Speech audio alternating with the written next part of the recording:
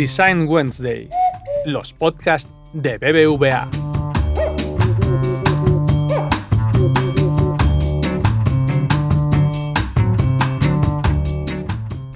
Todo se diseña, y el diseño genera impacto. A veces este impacto es sutil e imperceptible, y otras veces ocurre a un gran nivel y tiene un efecto transformador. Este último es el caso del diseño urbano, que puede cambiar cómo las personas de un lugar se relacionan, se mueven o pasan su tiempo libre, e incluso inclinar un poco la balanza de la desigualdad a un lado o al otro.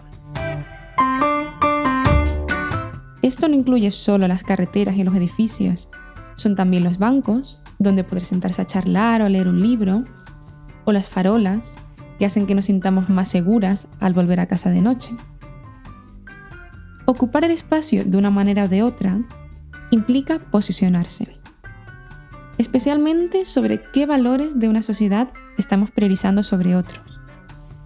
Cuando quitamos carreteras para poner calles peatonales, damos poder a los peatones sobre los coches, pero también priorizamos dar paseos por la ciudad, usar el transporte público o disminuir la contaminación.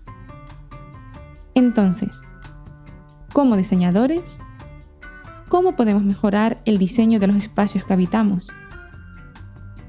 Y como usuarios, ¿cómo queremos que sea nuestra ciudad? No es tan fácil, el espacio es finito y siempre hay intereses contrapuestos. Por ejemplo, ¿queremos una ciudad construida para cubrir las necesidades de los turistas o las de los vecinos que viven en ella?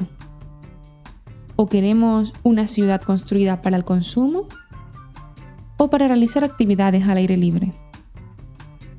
Todo espacio está ocupado con una finalidad. Y hoy te animo a que mires a tu alrededor y te preguntes si tu barrio, pueblo o ciudad está cubriendo tus necesidades. Y si no, quizás son las de otro.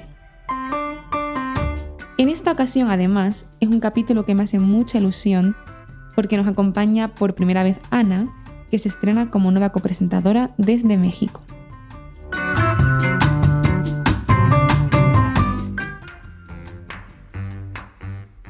Bienvenidos a un nuevo episodio de Design Wednesday en podcast. Yo soy Ana y hoy, junto a María, vamos a hablar sobre un tema que en ocasiones pareciera lejano a nosotros y no le prestamos mucha atención, pero tiene un impacto directo sobre nuestro día a día, el diseño urbano. Para ello, nos acompaña hoy Gabriela Acevedo, diseñadora que se especializó en estudios urbanos y tiene experiencia en la planeación, en el desarrollo de estudios sobre interacciones sociales urbanas y lleva a cabo proyectos basados en el diseño participativo para conseguir impacto comunitario y cultural. Bienvenida, Gabriela, es un placer tenerte hoy en el podcast. ¿Cómo estás? Muchas gracias, Ana. Me encantó tu introducción. Estoy muy contenta de estar aquí. Gracias por la invitación y pues tengamos esta charla. Qué bien, Gabriela, muchas gracias por venir. Antes que nada, ¿cuál es tu trayectoria en el mundo del diseño y a qué te dedicas exactamente ahora? Cuéntanos. Pues nos vamos a remontar a 20 años atrás, pero no voy a entrar en mucho detalle. Lo importante es que cuando yo empecé el diseño, lo empecé con la intención de hacer publicidad. Cuando terminé la universidad, y de hecho me gradué como diseñadora de información, quería hacer todo menos publicidad. Entonces me enfrenté hacia dónde me voy a ir y ahí me encontré con el mundo de la consultoría. Entonces, ya que entré a este mundo, entendí cómo el diseño es como mucho más abierto, mucho más expansivo que lo que yo creía, ¿no? Y me empecé a foguear de metodologías etnográficas, ¿no? Encontré cómo se llevan de la mano con otras metodologías del diseño y entonces juntas, ¿no? Se encargan de hacer esta investigación con el fin de entender a las personas y de hacer cosas para las personas. Y así entonces mi curiosidad se fue haciendo como más grande, hice algunos estudios relacionados a museos y eso porque ya lo traía un poquito atorado desde la carrera, era algo que yo quería también experimentar y así fue como estudié museografía y ya con esta espina cada vez más grande de querer entender aún más la parte social, a qué responde la gente, ¿no? Encontré estudios urbanos. La verdad es que yo no los busqué, ellos creo que me encontraron a mí. Se me pusieron así tal cual, como a mitad de la calle, y me dijeron, aquí, este es un campo en el cual puedes juntar varias de las cosas que ya sabes. Puedes encontrar como más teoría y metodología, ¿no? Para entender a las personas. Y bueno, y en este caso en específico, en un lugar que es, bueno, la ciudad, las grandes ciudades, chiquitas, medianas y grandes. Y entonces fue ahí como empecé este entretejido de todo lo anterior. Y pues llegué al diseño urbano a entender qué del diseño, ¿no? Si funciona aquí y qué de otras disciplinas se mete como en esta pequeña licuadora para hacer y proyectar una ciudad. Súper interesante. Entonces, con todo esto, ¿en qué consiste el diseño urbano? Y también, ¿qué factores de diseño juegan un papel importante en todo este proceso? El diseño urbano es un campo de acción, yo lo veo, del diseño, en el cual se proyectan las ciudades. O sea, se proyectan tanto a nivel macro como a nivel micro, ¿no? O sea, puede pensarse solamente un fragmento de la ciudad o tal vez conexiones de los distintos fragmentos de la ciudad o un repensar toda la ciudad, ¿no? O sea, en algún momento, en alguna época se proyectaba la ciudad así como tal. Ahora ya en el momento en el que estamos se proyectan como pequeños, ¿no? Ya sean como colonias, fraccionamientos y demás.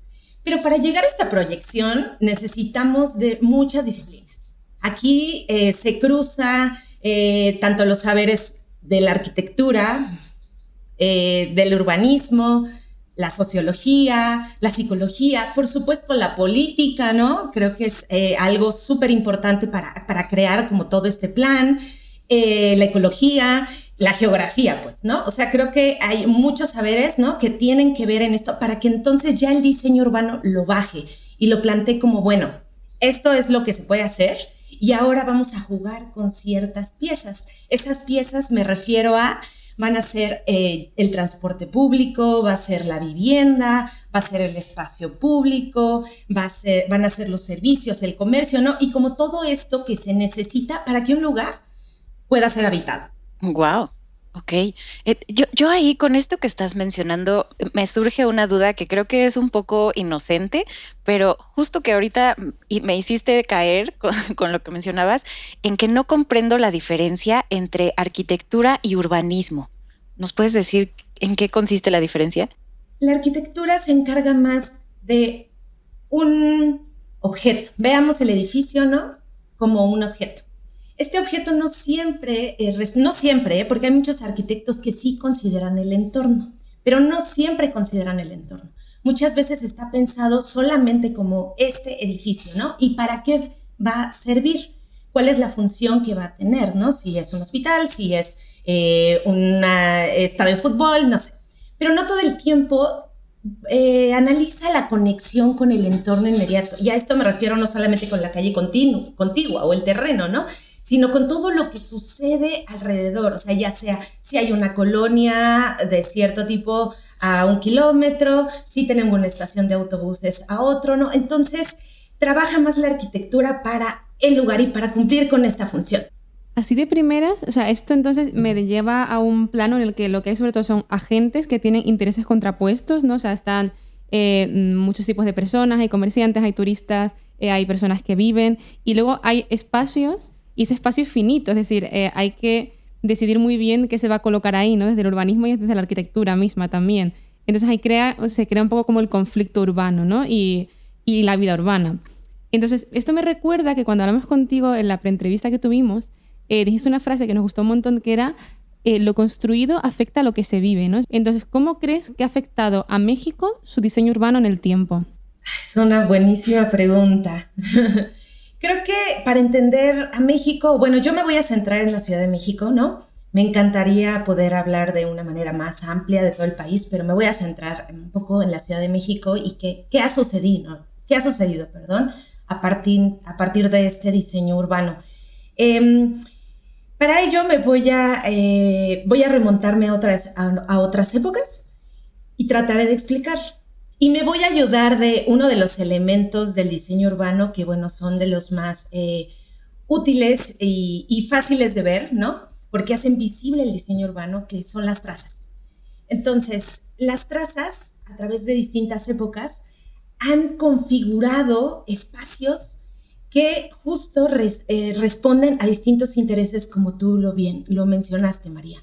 Estos intereses, ¿no? Que, bueno, vayamos a la época post-conquista, es decir, la colonia, ¿no?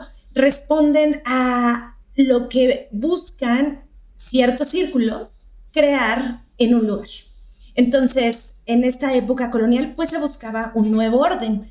En este nuevo orden se establecían como otro tipo de organizaciones y distribuciones del espacio.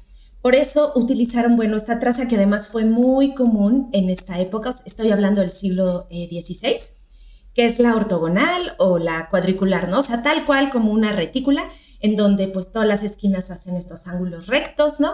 Esta retícula ortogonal o cuadriculada, que es como una suerte de así rejilla, ¿no? En la cual las esquinas pues son un ángulo recto y todo parece que tiene una proporción muy regular.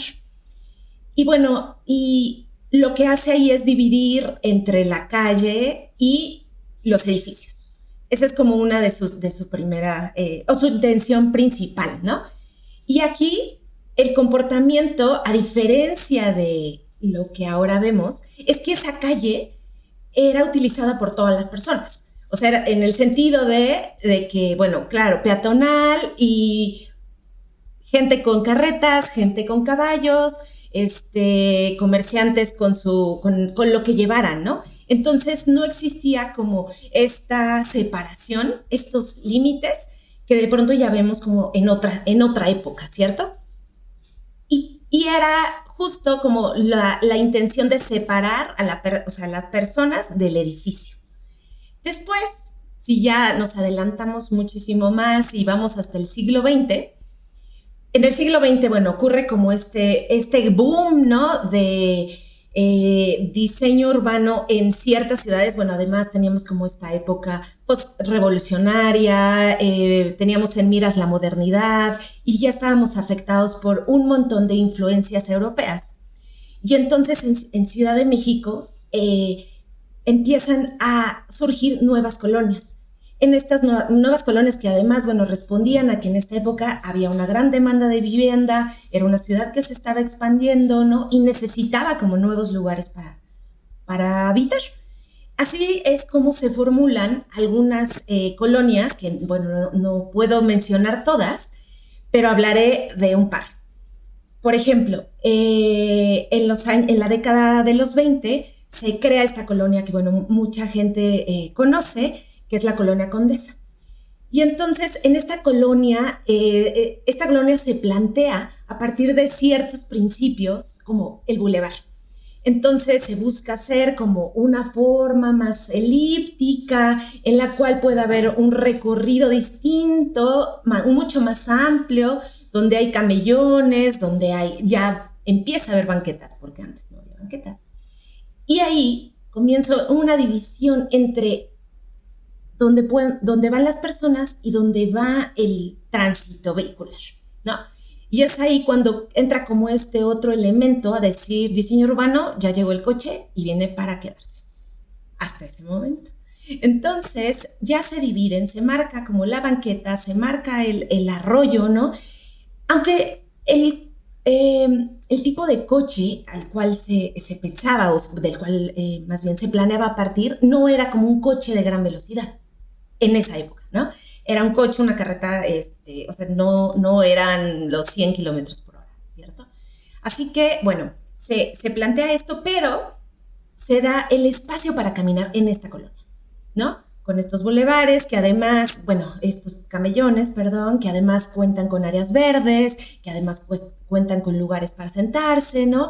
Y pues de alguna manera es como se pone como esta base para estas interacciones y estas actividades que pueden hacer. Claro, dependiendo de quién pueda más, ¿no? Porque estoy pensando, claro, en este caso, cuando empieza a llegar más gente, a construirse más casas, aquí todo el tema de la economía y del comercio tiene mucho peso y entiendo que también la política lo que quiere es que venga más gente que haya lugar para los coches, para la mercancía, ¿no? Eso es como una presión muy grande, pero luego también las personas con lo que se les da van transformando ese espacio, ¿no? Yo pienso, por ejemplo, una calle peatonal aquí, por ejemplo, en Madrid, cada vez hay menos bancos para sentarse, y la gente no tiene sitios como para agruparse, ¿no? Que es lo que me estás contando, de que la gente ya puede estar en la calle y se puede agrupar, ¿no?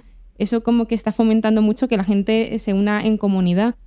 Y aquí lo que pasa al final es que la gente se sienta pues en el suelo, a lo mejor hacen corros en plazas, incluso en el suelo, aunque no tengan bancos, o los niños juegan en calles peatonales muy grandes porque no tienen plazas, ¿no? O sea, la gente al final también ejerce presión con sus necesidades. Sí, las personas crean como sus propias dinámicas y sus propios modos de vivir del espacio. Y es ahí cuando viene, bueno, esta idea de la apropiación. O sea, por un lado se establece lo que puede ser, ¿no? Se da este entramado, se dan este equipamiento, como lo mencionabas, María, si hay bancas, si no hay bancas, si hay luz, si no hay luz, ¿no? Porque todo eso determina lo que se puede hacer, pero la gente al final encuentra el modo de hacerlo. Entonces, por ejemplo, un poco con esto que nos cuentas respecto a las banquetas. Hay colonias que desde su planeación no se considera una banqueta amplia. Entonces, es una banqueta, sí. ¿Qué es lo que sucede? La gente necesita transitar, la gente necesita encontrarse, la gente necesita conversar, y aquí en Ciudad de México la gente necesita vender, ¿no? Necesita el comercio. Entonces, ¿qué hace? Se apropia de la calle. Se apropia de la calle y entonces ya de pronto tenemos solamente un carril en el que se puede transitar. Así que ganan el espacio.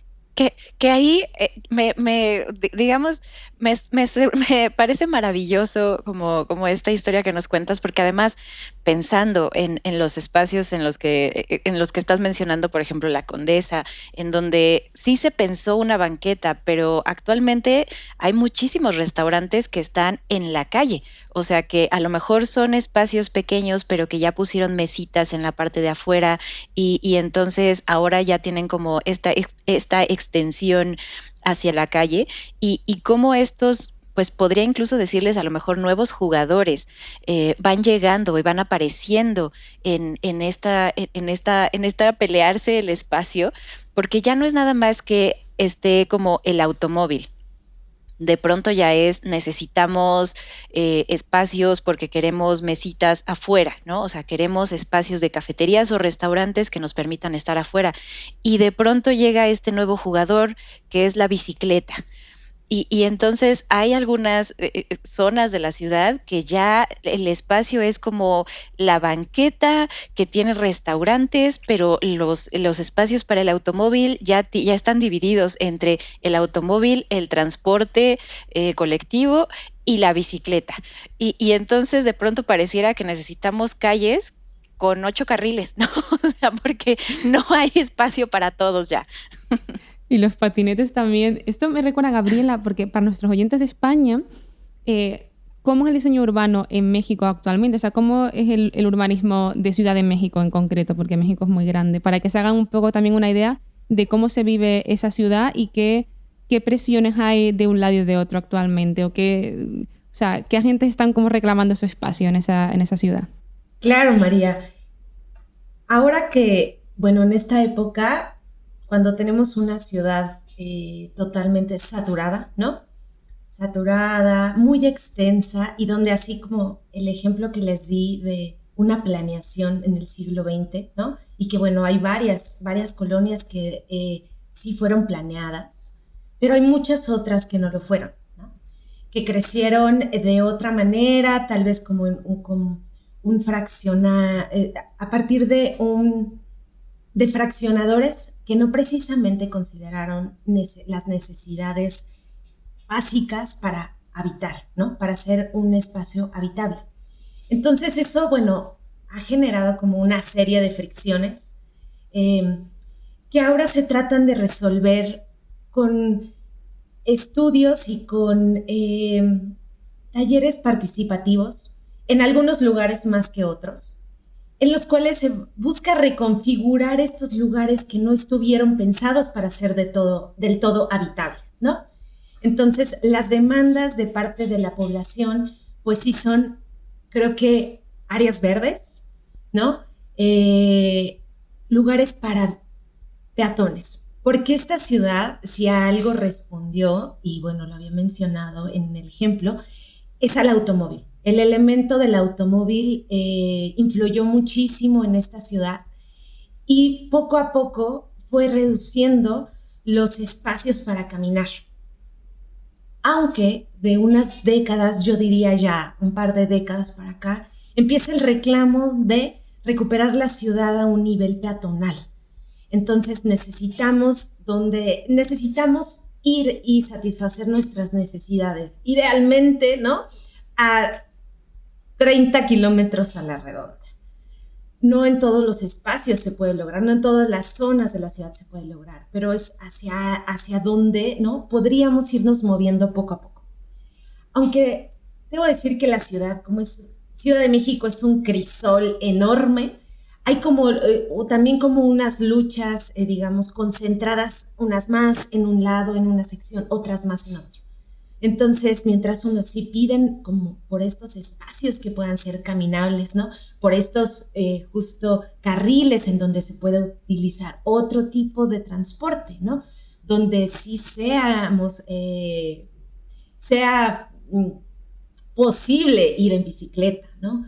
Donde podamos utilizar hasta, no sé, la silla de ruedas, por ejemplo, ¿no? Por otro lado está esta parte de las áreas verdes, ¿no? De pedir, que piden por espacios de encuentro. O sea, más que las áreas verdes como tal, creo que son estos espacios de encuentro que tampoco se pensaron desde la planeación y que la misma gente los ha creado, pero que además necesita más y que además tienen el derecho de tenerlos, ¿no? Entonces creo que esa es otra gran fuerza y de hecho han ocurrido muchas recuperaciones de lugares abandonados, por ejemplo, en la parte de Iztapalapa, ¿no? En el sur de la ciudad hay nuevos corredores urbanos en los cuales se salvó este lugar residual que ya no tenía como ninguna función, ¿no? Porque tal cual estuvo abandonado y bueno, además generaba otras cuestiones que no eran favorables para la vida de la ciudad. Se recuperaron y ahora son estos nuevos corredores en los cuales convergen como muchas personas, hay áreas verdes, hay áreas de juego y se pueden caminar. Y entonces eso empieza a crear como otro tipo de movimiento tal vez también, ¿no? Porque ya no tengo que tomar el transporte para ir a ese punto. Ahora ya puedo caminar. Y tal vez de ahí tomo el transporte. Pero entonces ya se reformula mucho como esta circulación y el moverte en un lugar. Así que creo que es hacia ahí donde está apuntando mucho esta reconfiguración. Porque es el momento de la Ciudad de México, es reconfigurarse, ¿no? No tenemos espacio para construir más, sino vamos a reconfigurarnos para pues crear como un lugar más habitable y más equitativo también. Ahí me gustaría también preguntarte, y creo que un poco ya lo dijiste, pero que hay como mucho espacio, curiosamente, para que el diseño urbano sea mucho más centrado en las personas de lo que es probablemente actualmente. Y me lleva a eso, a la idea de pensar que muchas veces este diseño, ¿no?, urbano, de poner algún espacio verde aquí, poner alguna banquita allá, se hace con una buena intención, quizás, pero a lo mejor anteriormente no se hacía como tal con la conciencia de las personas que habitan en esta zona, sí van a utilizar las banquitas con el fin de sentarse, ¿no? O sea, que no sé, de pronto me hace pensar que quizás había algunos elementos de este diseño urbano antes que eran más bien, híjole, decorativos, no lo sé. Tú ahí, ¿qué opinas de eso? Sí, creo que en alguna época se consideraban como ciertos elementos en el plan de una colonia para funcionar, para que sí crearan como ciertos puntos de encuentro, En el caso, ¿no? de la Condesa, o sea, remitiéndome al ejemplo anterior, sí buscaban ese tipo de convivencia, ese tipo de dinámicas, ¿no? Con estos camellones, por ejemplo, ¿no? En otros casos, por ejemplo, Ciudad Satélite, no se pensaba en el lugar de encuentro en la calle, sino el lugar de encuentro dentro de las manzanas, porque en Ciudad Satélite se planteó como un gran circuito en el cual había grandes manzanas y el lugar de encuentro ocurría dentro, ¿no? Del espacio habitacional. Entonces puede ser que en ese caso sí ponían bancas en la calle, eran meramente ornamentales, ¿no? Porque no iban a funcionar para ello, ya que estaban establecidos otros lugares de encuentro. También hay otros casos, por ejemplo, en Ciudad Neza, que bueno, esto fueron fraccionadores, ¿no? Que sí crearon como un módulo que se replicó a partir en todo el territorio. En este caso no pensaron, o más bien no integraron a su plan lugares de encuentro, excepto el mercado y la escuela, ¿no? Ya como más un rollo de equipamiento. Entonces, creo que es un juego de pronto en donde sí se considera estos elementos para ser usados y otros donde solamente forman parte de un paquete, ¿no? Habrá que ponerlo porque corresponde, pero creo que después de esta época del siglo XX fueron eliminando estos elementos. Entonces, en muy pocas colonias vemos como estas bancas o estos lugares para estar, ¿no? Porque, repito, es una ciudad pensada más para el automóvil, aunque ya como con esta nueva movida o esta época, ¿no? En la que se está recuperando la calle, empiezan a darse, pero a partir de la gente. O sea, no todo el tiempo viene las autoridades a poner estos elementos. Es algo que también surge a partir de la gente para, pues, poder tener estos espacios. Ahora que estabas nombrando esto de que ahora se está como recuperando la calle por las personas de cierta manera, se nos ha vendido una imagen de ciudad del futuro que es verde, que es responsable con el medio ambiente, que es para las personas. Y de hecho hay países que han trazado pues, una agenda para eliminar el uso de automóviles o promover espacios verdes, pero ¿es realmente posible conseguir esa idea de ciudad sostenible que tenemos? O sea, ¿estas ciudades sostenibles son una posibilidad en el medio plazo o son realmente una utopía urbana?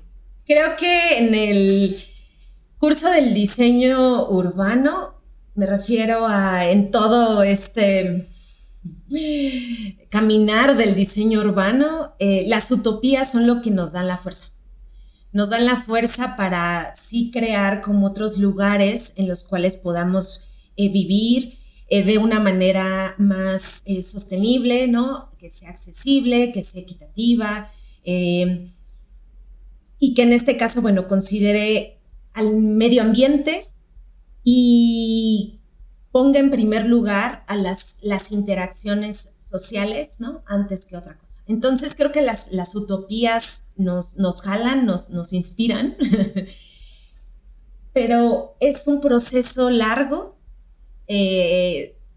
Posiblemente lleguemos a él, pero en el camino lo que aporta creo que es lo importante, ¿no? O sea, como estos cambios y estas nuevas dinámicas que hacen accesible la ciudad a otras personas.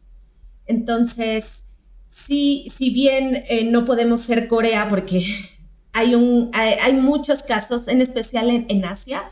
En Asia hay muchos casos de regeneración urbana en el cual se quitan puentes, literal, y se convierten en espacios para andar. Y que, bueno, claro, en España también hay muchos casos, ¿no? En Madrid, ¿no? Donde entonces se ocultan las calles, las grandes avenidas y ya tenemos un espacio arriba verde, caminable, ¿no? Entonces, Creo que hay muchas cosas que se obtienen en ese curso, ¿no? No sé si tal cual sea esa la ciudad del futuro, porque creo que se va a ir transformando. O sea, la idea de la ciudad no es permanente. Ahorita es como la mira que tenemos, ¿no? Es nuestro faro, es hacia donde queremos ir, es nuestra utopía que nos impulsa, pero creo que en el camino vamos a encontrar también otras maneras en las cuales proyectaremos las ciudades. Así que si nos funciona para ir haciendo como estos pequeños cambios, ¿no?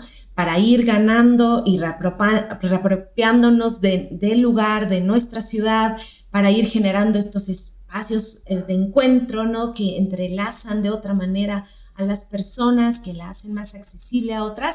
Yo creo que ya vamos por un buen curso, ¿no? Y veremos qué sucede, porque les digo, la ciudad es un ente que se transforma y nuestras ideas de hacer ciudad están también en ese mismo tenor, en esa misma transformación.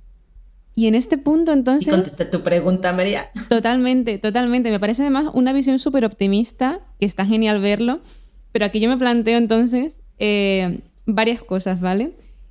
Por un lado, ¿cuáles son esos valores? Porque esos son los valores como los ves tú y realmente yo estoy de acuerdo contigo, pero no sé si todas esas fuerzas que deciden sobre el urbanismo y el poder económico lo ven igual. Esa es mi duda, o sea, si va a ser realmente algo posible. Y luego, ya como diseñadores, sobre todo tú que estás más en esa disciplina, ¿cómo se puede conseguir un diseño más social de una ciudad entonces? Creo que, en especial en México, para conseguir un diseño social, creo que lo que necesitamos son más políticas sociales. Sí hay una fuerza que viene de parte de las personas, ¿no? Hay una fuerza que viene también de parte, bueno, de intereses comerciales, ¿no? De instituciones educativas, ¿no? Pero creo que para que el diseño social en México tenga mayor fuerza, sí necesitamos reformular esta parte de las normativas y de las exigencias. Porque si bien se pueden crear, ¿no? Como algunos talleres para entender qué está sucediendo en un lugar, para hacer como algunos cambios, ¿no? En estas colonias, en las delegaciones, ¿no? En nuevos corredores. Pero no solamente se trata de componer, sino de generar como nuevos lugares y sobre todo de exigir a la parte que construye, ¿no? A quienes crean estos megaproyectos, que desde el inicio consideren a las personas y que además cumplan como ciertas cuotas. A lo que voy es que sí hay nuevos edificios en Ciudad de México porque la construcción no para, ¿no? No habrá espacio hacia acá, pero hay espacio hacia arriba, ¿no? Si estamos entonces hacia estos proyectos que compactan la ciudad, creo que se necesita exigir ciertas cosas, ¿no? Ciertas cuotas, como estos espacios verdes, como estos espacios de encuentro, pero también cómo moverse y cómo transitar, ¿no? De un lugar a otro. Entonces, esa parte, esa normativa, creo que puede ayudar a que haya un diseño cada vez más social, en donde no solamente se cumplan con los intereses de ciertos actores, sino que se consideren los intereses de otros actores y, bueno, y en especial de las personas que son las que en el día a día circulan y usan los lugares. Es que en ese sentido suena que el diseño urbano en realidad sí es o sea, el encargado como de hacer juntar, ¿no? Juntar de alguna forma todos los elementos necesarios para que sí haya un diseño social, pero no está solo. O sea, el diseño urbano necesita que haya otras figuras, otros actores, políticas, demás, que le abran el espacio para poder actuar, ¿no? O sea, no es que todo dependa únicamente del diseño urbano. Así es. No depende solo del diseño urbano, porque pueden plantearse desde ese punto, ¿no? Ciertos cambios o ciertas formas, ¿no? De un lugar, pero otros círculos toman las decisiones.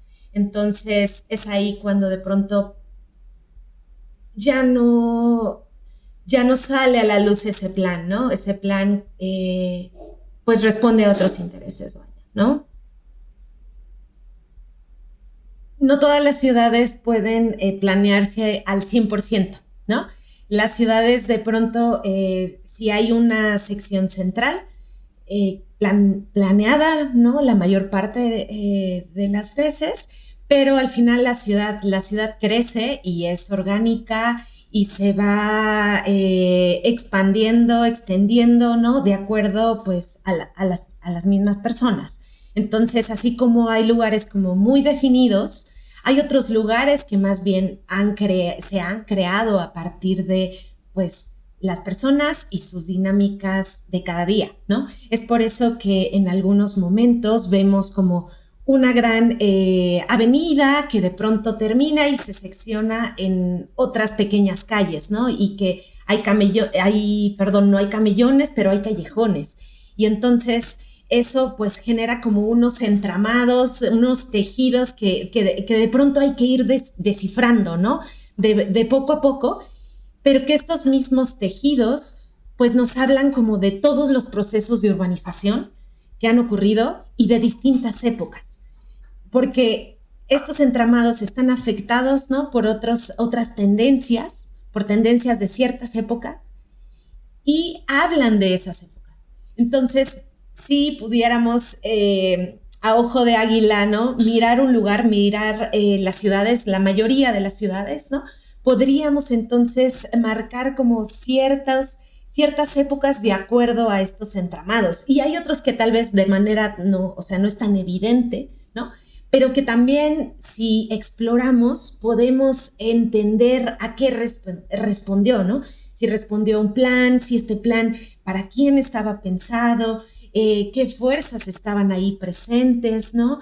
En el caso de Ciudad de México, ¿no? Si está planteado para cierta clase social o si es para la clase más trabajadora, ¿no? O si es para los que vienen de fuera, porque también estuvo pensado así, ¿no? Para colonias pensadas en la migración, ¿no? Que estaba ocurriendo en esta época, y si estaba entonces pensado para los trabajadores que vivían en el norte de la ciudad, ¿no?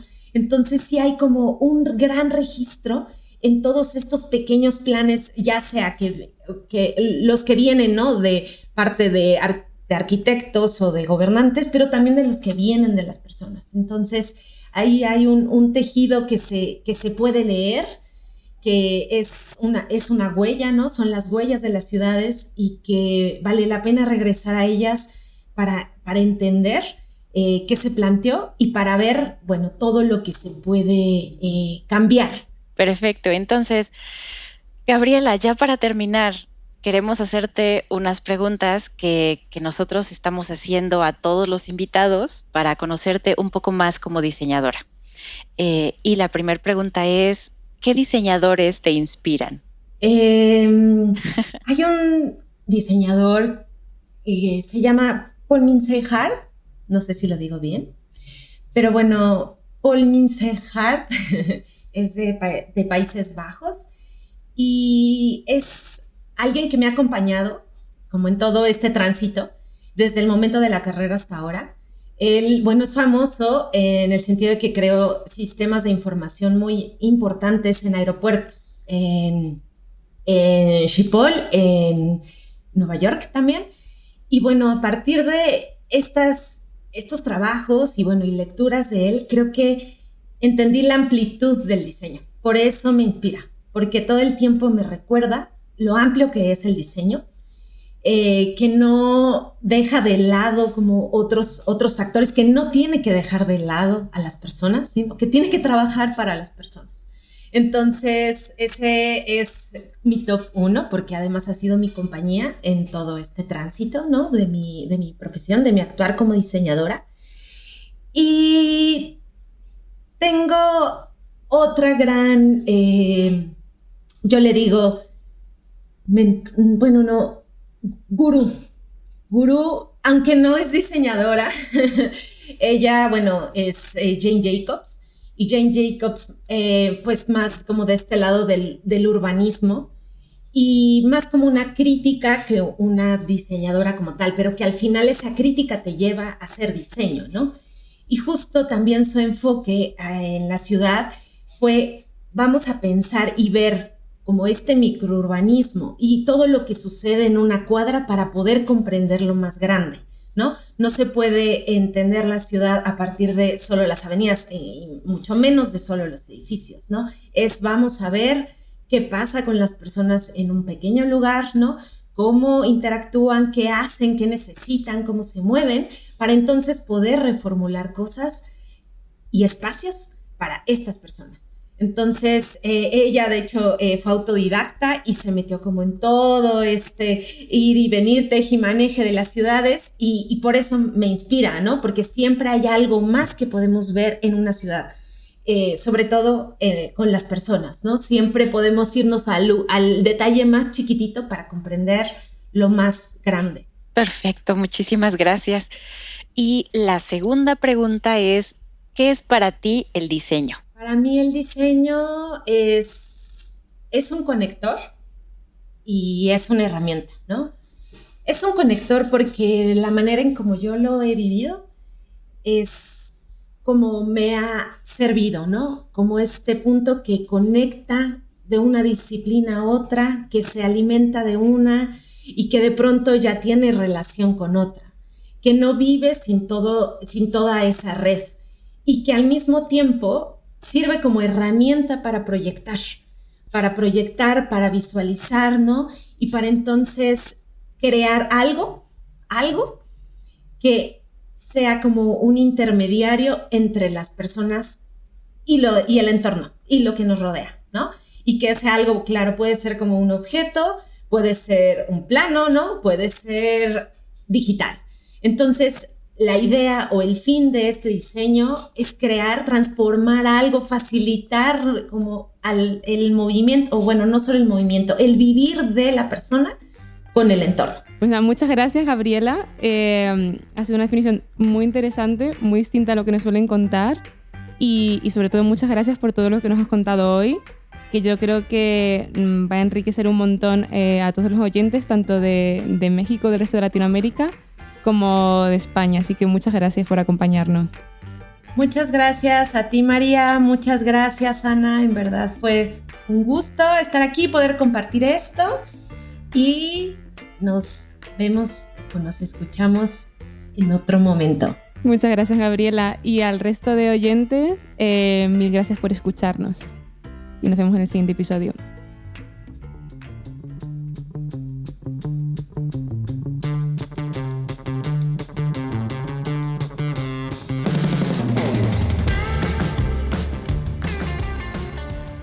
Recuerda que puedes suscribirte a todos los podcasts de BBVA en iVoox, Apple Podcast, Spotify y Google Podcast. Si tienes dudas, puedes contactarnos a través del correo electrónico bbvapodcast@bbva.com.